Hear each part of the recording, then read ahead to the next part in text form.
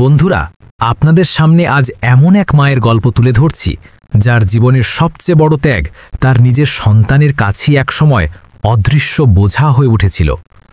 এই গল্প শুধু পুরনো দিনের কথা নয়, এ হলো প্রতিটি বাড়ির ভেতরের সেই নিস্তব্ধ যুদ্ধের প্রতিচ্ছবি, যেখানে আধুনিকতার আভিজাত্য এক জননীর নিঃস্বার্থ ভালোবাসাকে কোণঠাসা করে দেয়। তিনি তার সর্বস্ব দিয়েছিলেন, নিজের শরীর, চোখ ও মেরুদণ্ড, যাতে তার সন্তান মাথা উঁচু করে দাঁড়াতে পারে। কিন্তু ভাগ্যের পরিহাসে সে আত্মত্যাগী একসময় সন্তানের চোখে লজ্জা হিসেবে প্রতীয়মান হল। জীবন মৃত্যুর সন্ধিক্ষণে একটি শেষ চিঠি কিভাবে উন্মোচিত করে সেই সব গোপন সত্য, যা গোটা পরিবারের চোখে জল এনেছিল। আসুন ডুব দেওয়া যাক সেই গভীর আবেগময় আখ্যানে, যেখানে এক মায়ের স্নেহের অদৃশ্য দেয়াল তার সন্তানের বৈভবময় জীবনের চেয়েও অনেক বেশি উঁচু। সন্ধ্যা নেমেছে। আকাশ আজ নিস্তব্ধভাবে নিজের বারান্দায় বসেছিল। সামনে খেলার মাঠে শিশুদের কলরব, রান্নাঘর থেকে বাসনপত্রের মৃদু শব্দ ভেসে আসছে। কিন্তু প্রতিটি শব্দের আড়ালে সে মায়াদেবীর নীরবতা শুনতে পাচ্ছিল। মায়ের চোখ থেকে ঝরে পড়া অশ্রু আর নুয়ে আসা কোমরের যন্ত্রণা তার হৃদয়কে আবারও ভারাক্রান্ত করে তুলছিল। সে জানত যে তার মা শ্রীমতী মায়াদেবী নিজের সব কাজ নিজে হাতেই করেন, কিন্তু এখন তার অস্তিত্বই যেন এই ফ্ল্যাট বা আবাসনে সবার জন্য এক প্রকার কষ্টকর বোঝায় পরিণত হয়েছে। কখনো তার একটি চোখ না থাকাটা পুত্রবধূ বৈশাখীর কাছে বিরক্তির কারণ হতো, আবার কখনো তার ঝুঁকে যাওয়া কোমর সন্তানদের কাছে লজ্জার বিষয় ছিল। মা প্রতিদিন যেন অপমান আর অবহেলার তিতো ঢোক গিলছিলেন, আর আকাশ প্রতিদিন নীরবে সব কিছু দেখত। তার স্ত্রী বৈশাখী এক অভিজাত পরিবার থেকে এসেছিলেন, যেখানে বাহ্যিক জৌলুসের প্রাচীরগুলো পারিবারিক বন্ধন থেকেও বেশি উঁচু ছিল। সেই জাঁকজমকের আড়ালে কোথাও যেন মায়াদেবীর মমতা ধীরে ধীরে বিলীন হচ্ছিল। আকাশের মন কোনোভাবেই শান্তি পাচ্ছিল না। কিছুক্ষণ আগের কথাগুলো তখনও তার কানে বাজছিল। মাজি, দয়া করে আপনি উপরে চলে যান না। আপনাকে কেন বারবার বলতে হয়? আপনার কি একটু আত্মসম্মান নেই? এই কঠোর কথাগুলো ছিল তার স্ত্রী বৈশাখীর, যিনি এখন ধীরে ধীরে তার শাশুড়ি মায়াদেবীর প্রতি কটু ভাষা ব্যবহার করতে একটুও দ্বিধা করতেন না। আকাশের হৃদয় কেঁদে উঠলেও তার মুখ বন্ধ থাকত। শ্রীমতী মায়াদেবী অর্থাৎ আকাশের মা জীবনের এমন এক কঠিন পর্যায়ে ছিলেন যেখানে প্রতি পদক্ষেপে দুর্বলতা অনুভূত হয়। একটি পুরনো অসুস্থতার কারণে তার কোমর সর্বদা সামনের দিকে ঝুঁকে থাকত এবং তিনি এক চোখে দেখতেও পেতেন না। কিন্তু এত সত্ত্বেও তিনি নিজের সমস্ত কাজ নিজেই করতেন। কাপড় ধোয়া, ধর্মীয় আরাধনা করা, এমনকি নিজের ঘরের পরিষ্কার পরিচ্ছন্নতাও। তবুও বাড়িতে তার ভাগ্যে জুড়ত খোঁচা, উপেক্ষা আর সবচেয়ে বেশি সেই যন্ত্রণা যা তিনি কখনো পুত্রের চোখে সরাসরি না দেখলেও এখন গভীরভাবে অনুভব করতেন। তার স্ত্রী বৈশাখীর জন্ম হয়েছিল উচ্চ সমাজে। তার বাপের বাড়িতে সব সময় ছিল জাঁকজমক, উচ্চ পদমর্যাদা এবং লোক দেখানোর এক জগৎ। মায়াদেবীর ঝুঁকে পড়া কোমর, তার সামান্য ছেঁড়া চপ্পল এবং একটি চোখ না থাকা সবকিছুই তার কাছে লজ্জার কারণ ছিল। তিনি সর্বদা তার বন্ধু এবং অতিথিদের থেকে মাকে দূরে সরিয়ে রাখার চেষ্টা করতেন। তার কাছে সমাজে নিজের সম্মানজনক অবস্থান মায়ের থেকে অনেক বেশি গুরুত্বপূর্ণ ছিল। কিন্তু আকাশের কাছে মা ছিলেন সব কিছু। শৈশবে মায়ের যে সীমাহীন ত্যাগ ছিল তা সে ভালোভাবে মনে রেখেছে না, হয়তো শুধু অনুভব করেছে। সে শুধু জানত যে তার মা একার সংগ্রামেই তাকে এই সাফল্যের চূড়ায় পৌঁছে দিয়েছিলেন। তবুও সে আজ মৌন ছিল। প্রতিদিন মায়াদেবী যেন বাড়িতে কেবল একটি ছায়ামূর্তি হয়ে থাকতেন। কারো সাথে বেশি কথা বলতেন না, কিছু চাইতেও না তা। খুব সকালে উঠে পূজা করতেন, 2টি রুটি বানাতেন এবং তারপর নিজের ঘরে চুপচাপ বসে থাকতেন। তিনি কাউকে কোনো কিছুতে বাধা দিতেন না বা কোনো কিছু নিয়ে প্রশ্নও করতেন না। কিন্তু তার উপস্থিতিটাই যেন ঘরের সবার কাছে অপ্রীতিকর ছিল। ছোট নাতি রুদ্র এখনও তার সাথে সামান্য জড়িয়ে ধরত, কিন্তু বড় নাতি ধ্রুব যেন তার ঠাকুমার প্রতি এক প্রকার ঘৃণা পোষণ করত। একদিন তো সে বলেই ফেলল, বাবা, ঠাকুমাকে পুরনগাঁওয়ের বাড়িতে পাঠিয়ে দাও না, উনি আমাদের এই আধুনিক আবাসনে একেবারেই মানানসই নন। সেদিন আকাশের মন ভেঙে গিয়েছিল। যখন নিজের বংশের মধ্যে এমন মনোভাব আসে তখন মা বাবারা কী বা করতে পারেন? মায়াদেবী সব নীরবে সহ্য করে যেতেন, কিন্তু তার হৃদয় খুব গভীরভাবে ক্ষতবিক্ষত হচ্ছিল। সেই ভাঙনের কোনো শব্দ হতো না, তবে তার অনুরণন কোনেক্ষণ স্থায়ী হতো। একদিন দুপুরে যখন বৈশাখী তার বান্ধবীদের সাথে বৈঠকখানায় বসে গল্প করছিল এবং ধ্রুব মোবাইলে বন্ধুদের সাথে ভিডিও কলে ব্যস্ত ছিল, তখনই মায়াদেবী চুপচাপ পূজার থালা নিয়ে নিচে এলেন। তিনি উঠানে লাগানো তুলসী গাছটিতে জল দিতে চেয়েছিলেন। ধ্রুব বিরক্ত হয়ে উঠল। ঠাকুমা, ক্যামেরা চালু আছে, আপনার এখন নিচে আসার কি দরকার ছিল? সে চিৎকার করে উঠল। মা থমকে গেলেন। তার হাত থেকে থালা পড়ে গেল এবং প্রদীপের শিখা নিভে গেল। বৈশাখে তড়িঘড়ি উঠে এসে বলল, মাজি, আপনি একটু সময় জ্ঞান রাখবেন তো?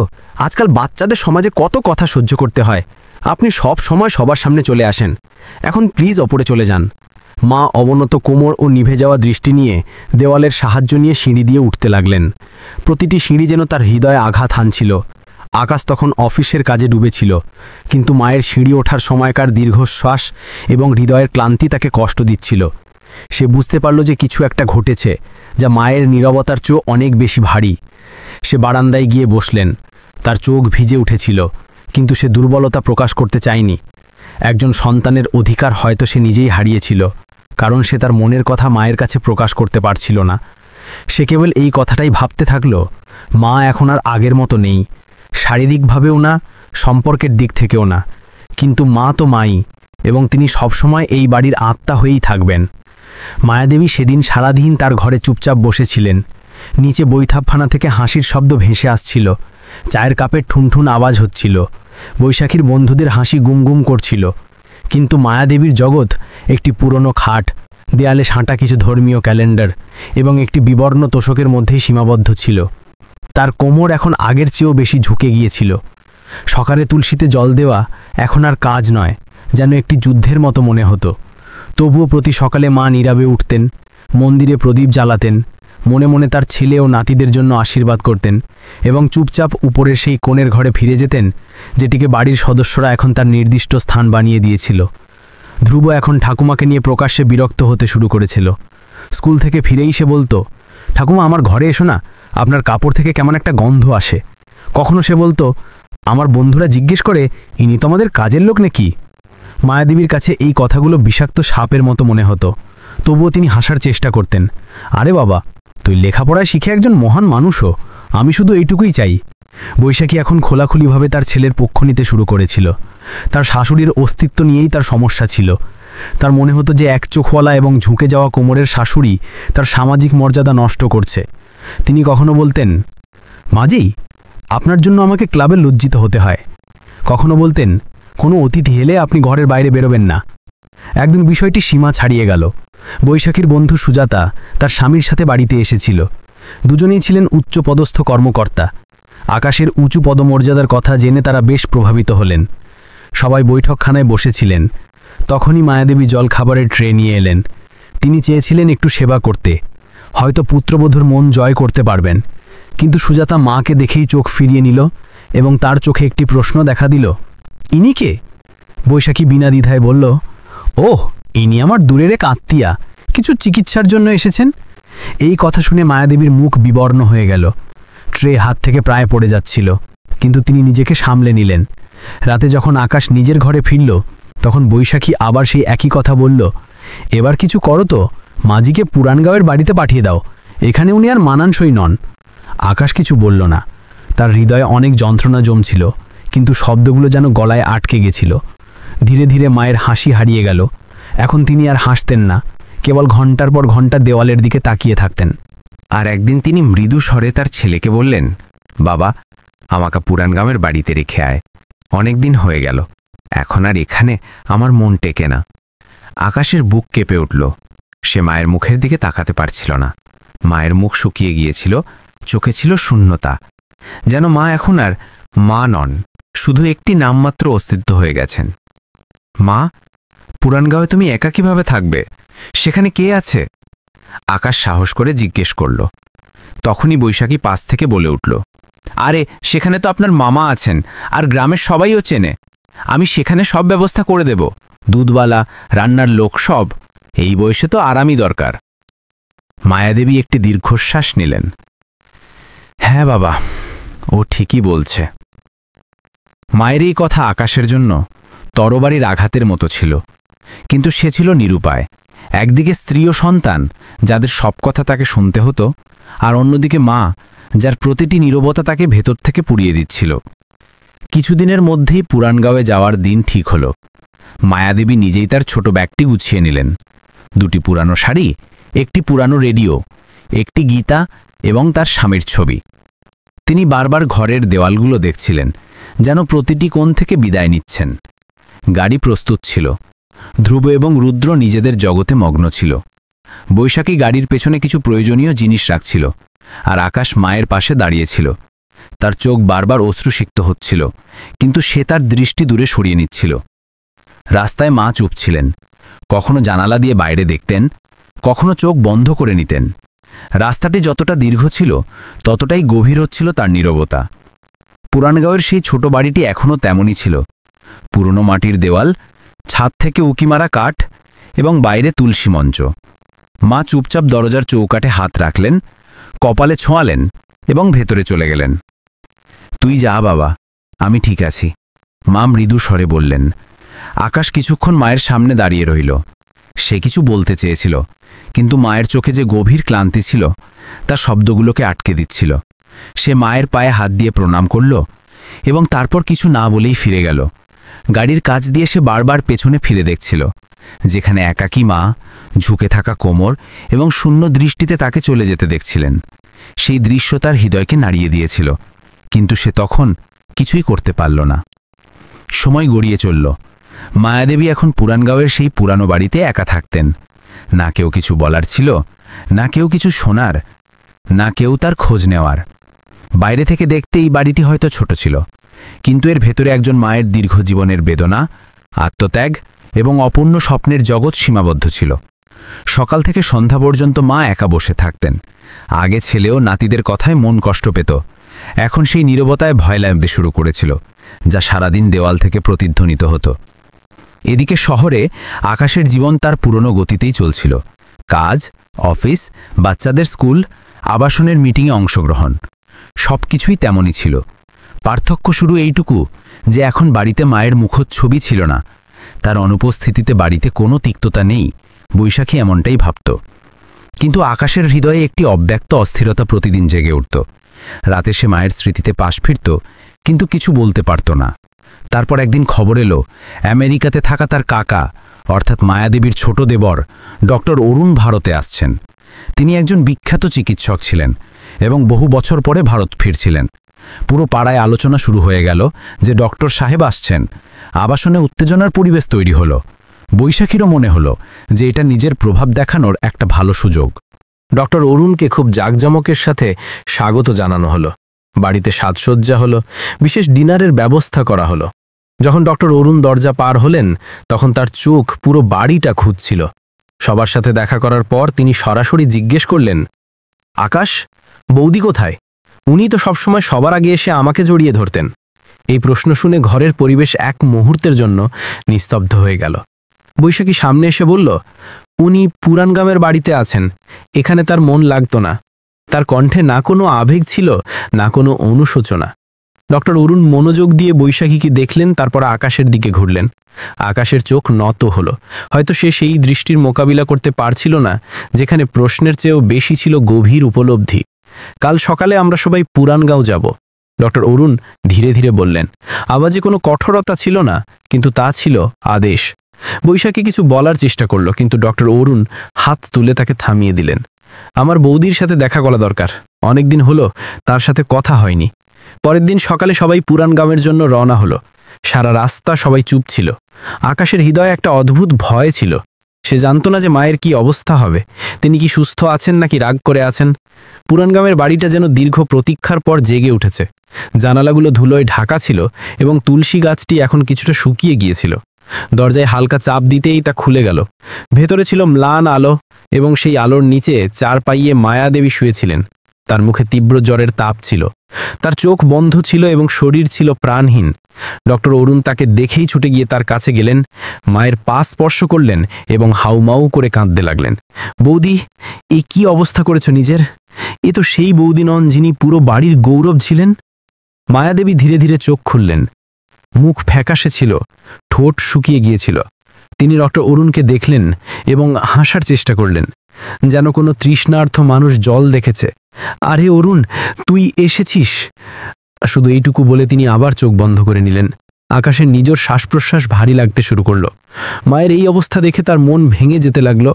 ডক্টর অরুণ তৎক্ষণাৎ থার্মোমিটার বের করলেন, মায়ের জ্বর দেখলেন, নাড়ির গতি দেখলেন, তারপর বৈশাখীর দিকে ঘুরে রাগের সাথে বললেন, এই অবস্থা হয়েছে তার, আর তুমি বলছো যে এখানে তার মন লাগতো না? তারপর আকাশের দিকে তাকালেন। বাবা, এতদিন কি করছিলে? তুমি কি জানো যে বৌদি এখনো কেন বেঁচে আছেন? শুধু এই কারণে যে তিনি মনে করতেন যে তুমি তাকে নিতে অবশ্যই আসবে একদিন, কিন্তু তুমি তো আর দ্বিতীয়বার আসোইনি। আকাশ আর নিজেকে সামলাতে পারল না। সে মায়ের পাশে বসে পড়ল এবং কেঁদে উঠল, মা, আমাকে ক্ষমা করে দাও, আমি অনেক ভুল করেছি, অনেক বড় ভুল। মায়াদেবী ধীরে ধীরে ছেলের হাতে হাত বুলিয়ে দিলেন। না বাবা, তুই ভুল করিসনি, পরিস্থিতি খারাপ ছিল। ডক্টর অরুণ এতক্ষণ সংযত ছিলেন, কিন্তু এবার তার ক্রোধ ফেটে পড়ল। বৈশাখী বৌমা, যাকে তুমি সমাজের জন্য বোঝা মনে করেছ, তিনি এই পরিবারকে গড়ে তুলেছেন। তুমি কি জানো যে যখন আকাশের বয়স 1 বছর ছিল এবং ছাদ থেকে পড়ে তার চোখ আর মেরুদণ্ডে আঘাত লেগেছিল, তখন ডাক্তাররা জবাব দিয়ে দিয়েছিলেন? বৈশাখী চমকে তাকালো। ডক্টর অরুণ বললেন, সেই সময় মায়াদেবী নিজের একটি চোখ এবং নিজের মেরুদণ্ডের বোন ম্যারো দান করে নিজের ছেলেকে জীবন দিয়েছিলেন। সেই মহান আত্মত্যাগের কারণেই আজ আকাশ বেঁচে আছে, আর তুমি এই ফ্ল্যাট, এই জীবন, এই সামাজিক সম্মান পেয়েছ। পুরো ঘর স্তব্ধ হয়ে গেল। আকাশের চোখ বিস্ময়ে বিস্ফোরিত হয়ে গেল। কি, মায়ের চোখ আর কোমর? ডক্টর অরুণ বললেন, হ্যাঁ, ইনি সেই মা যিনি নিজেকে কুৎসিত করে তুলেছিলেন যাতে তোমার শরীর সুস্থ থাকে, আর আজ তুমি সেই মাকেই পুরানগাঁওয়ে একা ফেলে রেখেছ। আকাশ এখন আর নিজেকে ধরে রাখতে পারল না। সে মায়ের পায়ে মাথা রাখল এবং হাউমাউ করে কাঁদতে লাগল। বৈশাখীও এখন আর চুপ থাকতে পারল না। তার মুখ থেকে সমস্ত অহংকার, সমস্ত লোক দেখানো খসে পড়ল। সেও মায়াদেবীর কাছে এসে পড়ল। মাজি, আমাকে ক্ষমা করে দিন, আমার ভুল হয়েছিল, আমি শুধু সমাজের ভয়ে জড়িয়েছিলাম। কিন্তু মায়াদেবীর হাসি তখনও তেমনই ছিল, স্নেহভরা, ক্ষমাশীল। পুরানগাঁওয়ের সেই পুরনো ঘরে, যেখানে সময় থমকে গিয়েছিল, যেখানে দেওয়ালগুলো তো এখনও পুরনো ছবি ছিল, যেখানে এক মায়ের জীবন গুটিয়ে একটি চারপাই এবং একটি গীতার বইয়ের মধ্যে সীমাবদ্ধ ছিল, আজ সেখানে নীরবতা প্রতিধ্বনিত হচ্ছিল। মায়াদেবীর অবস্থা এখন কিছুটা ভালো হচ্ছিল, কিন্তু তার চোখে কোনো উজ্জ্বলতা ছিল না। মনে হচ্ছিল যেন তিনি ধীরে ধীরে এই পৃথিবী থেকে বিদায় নেওয়ার প্রস্তুতি শুরু করে দিয়েছেন। ডক্টর অরুণ মায়ের পাশে বসেছিলেন। তিনি মায়ের নাড়ির গতি দেখে ওষুধ দিয়ে বললেন, বৌদি, এবার আপনি আমার সাথে চলুন আমেরিকায়। আমি আপনার পুরোপুরি দেখাশোনা করব। সেখানে আপনি শান্তিও পাবেন, সম্মানও পাবেন। মায়াদেবী হেসে অরুণের দিকে তাকালেন। সেই হাসিতে ছিল আশীর্বাদ, কিন্তু কোনো উত্তর ছিল না। আকাশও তখনও চুপচাপ বসেছিল। সে এখন প্রতিটি মুহূর্তে তার কাজের জন্য অনুশোচনা করছিল।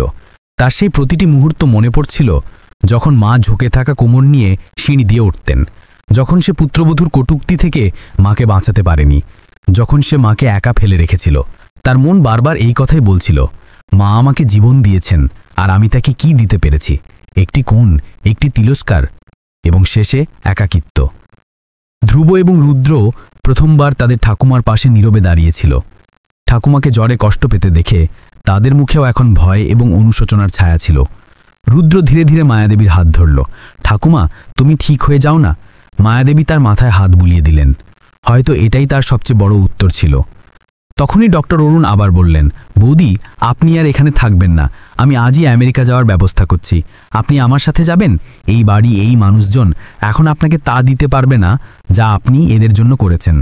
মায়াদেবী কিছুক্ষণ চোখ বন্ধ রাখলেন, তারপর ধীরে ধীরে বললেন, অরুণ, আমি কোথাও যাব না বাবা।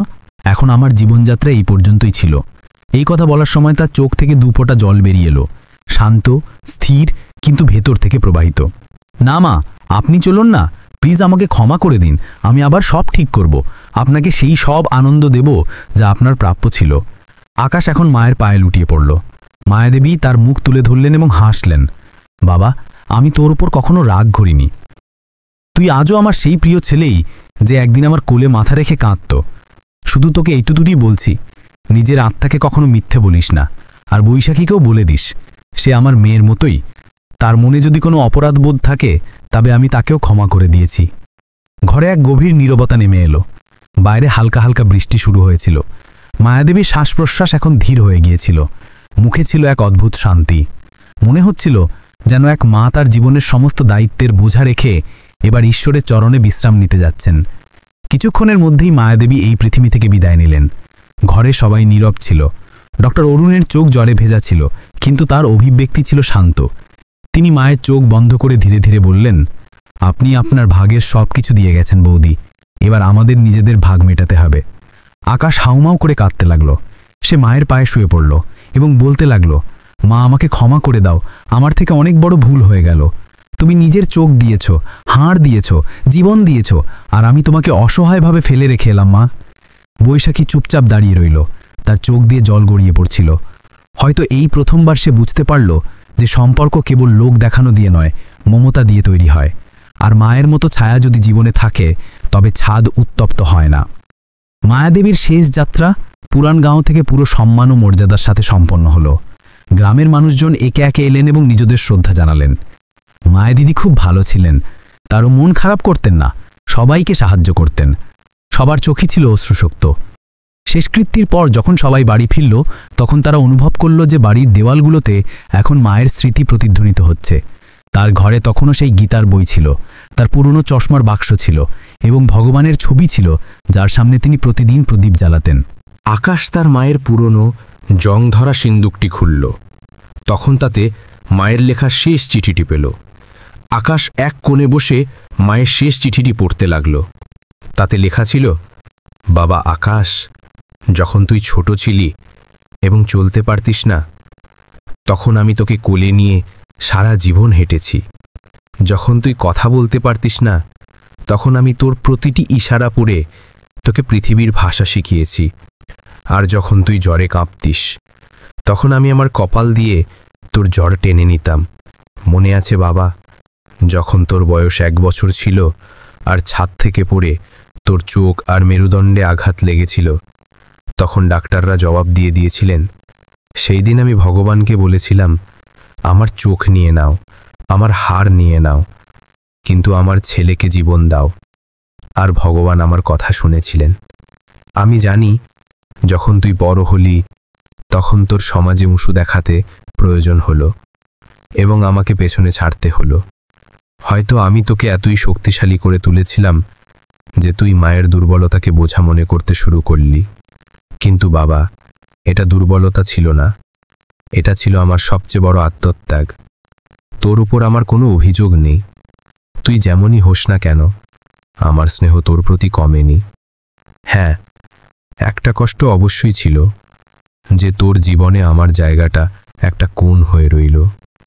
কিন্তু সেই কোণটাও আমার কাছে গ্রহণযোগ্য ছিল, কারণ সেটা তোর ছিল। তোর বাচ্চারা যখন আমার থেকে দূরে পালাতো, আমি বুঝতাম যে এটা তাদের স্বভাব নয়, তোর বাধ্যবাধকতা ছিল। যখন তোর স্ত্রী আমাকে লুকিয়ে রাখত, আমি জানতাম যে সে কখনো মায়ের স্নেহ অনুভবই করেনি। কিন্তু আজ আমি চলে যাচ্ছি এই শরীর ছেড়ে। তবে বাবা, আমার স্নেহকে ছেড়ে দিস না। যখন কখনো ক্লান্ত হয়ে পড়িস, আমার গীতাটা খুলিস, আমি সেখানেই থাকব। যখন কখনো একা লাগলে তোর বাচ্চাদের জড়িয়ে ধরে আমার স্নেহের কথা মনে করিস, আর যখন কখনো কোনো মাকে অপমানিত হতে দেখিস, তখন আমার ভাগের সম্মানটুকু তাকে দিস। মা কখনো বুড়ো হয় না বাবা, সে শুধু চুপ হয়ে যায়। আমার নীরবতাকে বুঝিস, আমার হাসিটা মনে রাখিস, আর নিজের থেকে কখনো মুখ ফিরিয়ে নিস না। তোর মা, মায়াদেবী।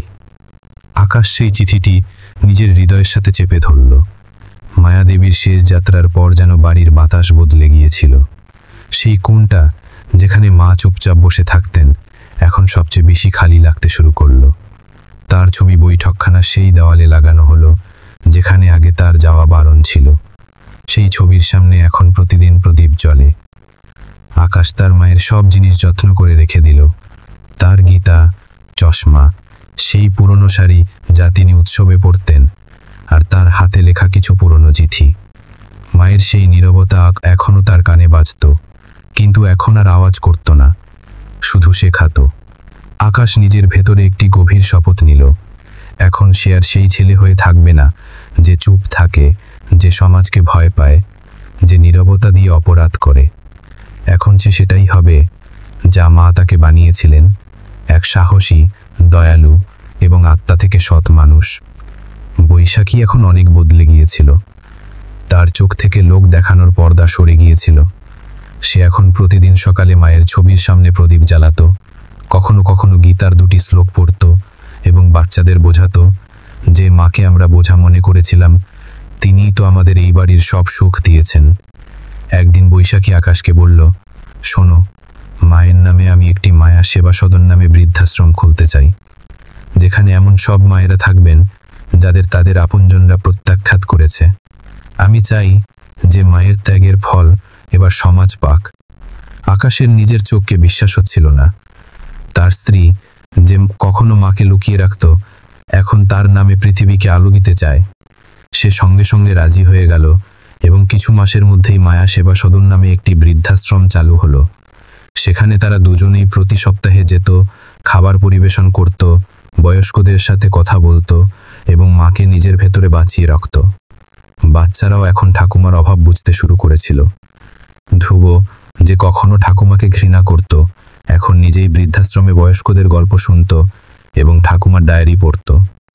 রুদ্র তার স্কুলের অ্যাসেম্বলিতে ঠাকুমা সম্পর্কে বলতো, আমার ঠাকুমা ছিলেন সবচেয়ে সুন্দর, তিনি তার ছেলের জন্য নিজের চোখ দিয়ে দিয়েছিলেন। ডক্টর অরুণও এখন প্রায় পুরানগাঁও আসতেন এবং বৃদ্ধাশ্রমে চিকিৎসা শিবির লাগাতেন। তিনি বলেছেন, মায়ের সেবা শুধু তিনি জীবিত থাকাকালীনই নয়, তার চলে যাওয়ার পরেও তিনি বেঁচে থাকেন যদি আমরা তার স্নেহকে ভাগ করে নিতে শিখি। একদিন আকাশ মায়ের গীতা খুলল। তাতে একটি লাইনে মায়ের হাতে লেখা কিছু লেখা ছিল, প্রতিটি সম্পর্ক ততক্ষণই অসম্পূর্ণ যতক্ষণ না তাতে ত্যাগের ভাষা থাকে, আর মা সবসময় সম্পূর্ণ হন, যদিও সমাজ তাকে অসম্পূর্ণ মনে করে। সেই লাইনটি আজ আকাশের আত্মায় প্রতিধ্বনিত হচ্ছিল। এখন যখনই কোনো অতিথি বাড়িতে আসত, তখন বৈশাখী গর্বের সাথে বলতো, এই ছবিটি আমার শাশুড়ি মার। ইনি নিজের ছেলের জন্য নিজেকে কুৎসিত করে তুলেছিলেন, কিন্তু তার স্নেহ আজও আমাদের বাড়ির দেওয়ালগুলিতে বিদ্যমান। এই গল্পের কোনো শেষ নেই, কারণ মায়ের গল্প কখনো শেষ হয় না। তা শুধু এক জনম থেকে অন্য জনমে, এক হৃদয় থেকে অন্য হৃদয়ে চলতে থাকে।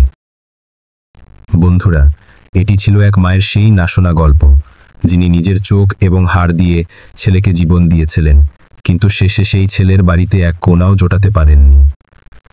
এই গল্পের মাধ্যমে আমাদের সবার বোঝা উচিত যে সম্পর্ক সৌন্দর্য বা সামাজিক সংস্কৃতি দিয়ে চলে না।